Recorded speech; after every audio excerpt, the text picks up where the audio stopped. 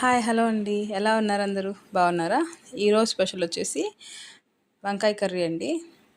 ఇక్కడ మా మా సైడ్ గుత్తి వంకాయ కర్రీ కూడా అని అంటారు. కాబట్టి దానికి కావాల్సిన ఇంగ్రీడియంట్స్ చూసేయండి.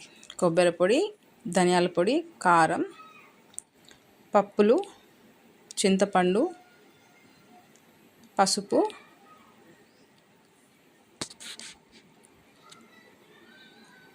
దీంట్లో 2 టమాటాలని తీసుకున్నానండి, చూస్తున్నారు కదా.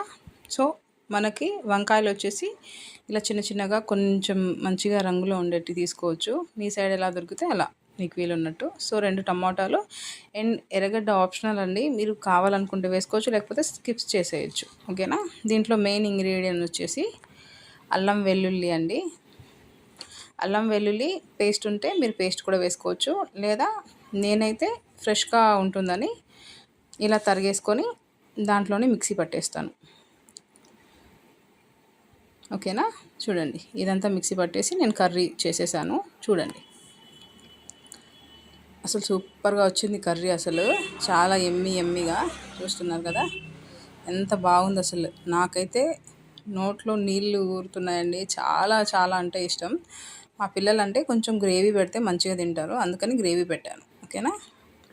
సో వేడి వేడి అన్నంలో వంకాయ కర్రీ అండి.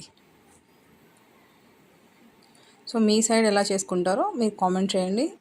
సో లైక్ చేయండి, నచ్చితే షేర్ చేయండి, సబ్స్క్రైబ్ చేసుకోవడం మర్చిపోకండి.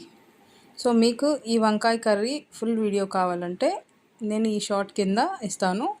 సో మీరు క్లిక్ చేసి చూడొచ్చు. ఓకేనా. Thank you.